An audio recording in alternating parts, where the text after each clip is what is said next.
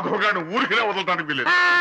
అబ్బా ఏమిటా నువ్వు? ఓ పంచి మంచి పొట్లకి తుంది దాని ముక్కుల నిండా గుడ్డుగారం బాగా తట్టించి ఆ మాధవ్ గారి గొడ్ల మీద కొద్ది దాంతో వాడు గొడ్లు చావాలి, ఆ గొడ్డుగాడు చావాలి. అది ఆ పంచి. అలాగేనండి, అలాగే.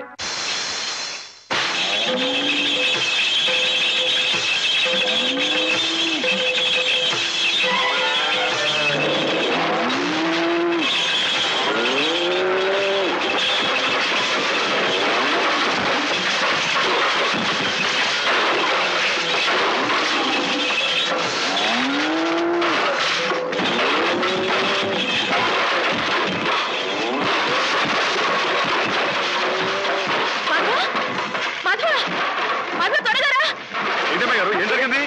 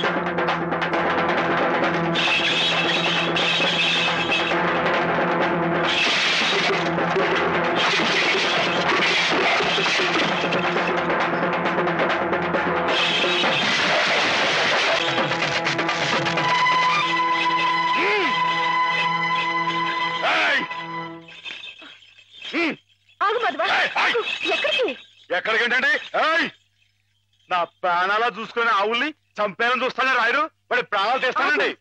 ఆ భయంతోనే అడిగాను మాధవ. ప్రతి విషయానికి ఊళ్ళో వాళ్ళందరూ నిన్నే ఉబ్బేస్తారు. దానివల్ల వస్తున్న అనర్థాలు ఇవి. వాళ్ళకి వాళ్ళు బాగానే ఉంటారు, మధ్యన అవస్థ పడేది నువ్వు. నా మాట విను మాధవ, జరిగింది మర్చిపో. అన్ని రోజులు మనవి కావు. కానీ ఈ రోజు నాదే అమ్మాయి గారు, తప్పుకోండి.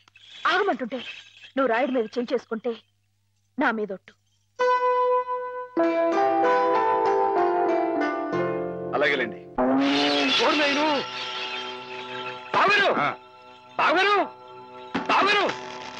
ఎద్దు ఎద్దు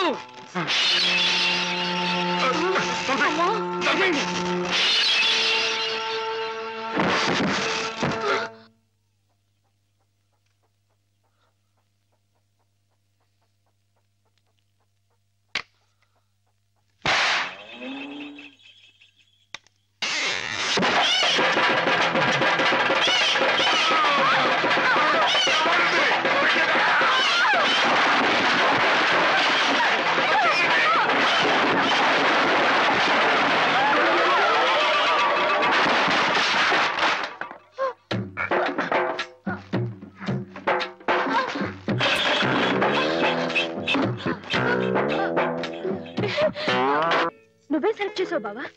ఏదోలే, నీకది నచ్చింది కదా, అది తీసుకో. అదేం కాదు, నీ సెలక్షన్ ఏదో చెప్పాల్సిందే. నీ సెలక్షన్ నేను చెప్పాల్సిందే. నేను చెప్పను. గొడవ ఏంటండి? ఏం లేదు మాధవ, హేమకి ఏ చీర అయితే బాగుంటుందో నువ్వు పెద్ద కన్ఫ్యూషన్ తో చర్చ. ఫైనల్ గా నువ్వు చెప్పునైనా ఆవిడకి ఏ చీర బాగుంటుందో. అయ్య బాబోయ్, దానికంత చర్చ కావాలేంటండి? మల్లెపూలు అంటే అమ్మాయి గారికి ఇదిగో ఈ మంచి గంధం రంగు చీర అయితే టెన్షన్ గా నప్పుద్దండి హాయ్ కరెక్ట్ హేమ సెలక్షన్ అదే హాయ్ ఇదిగోనయ్యా నేను రాంచిన నాటకం ఇదిగా ఆ మాధవుడు ఉట్టి ఉబ్బులింగడు వెళ్ళి వాడి కాళ్ళ మీద పడి కాకా పట్టడం కాదు బాగా బాగా ఉదయి దాంతో వాడి ఈ నాటకం ఆడడానికి ఒప్పుకుంటాడు అప్పుడు స్టేజ్ మీద బాగా చితకటాన్ని కళ్ళు చేతులు విరిచాయి మనం ఆడుతున్న ఈ డ్రామా తెలియక చూసేవాళ్ళు ఇది నాటకమేనో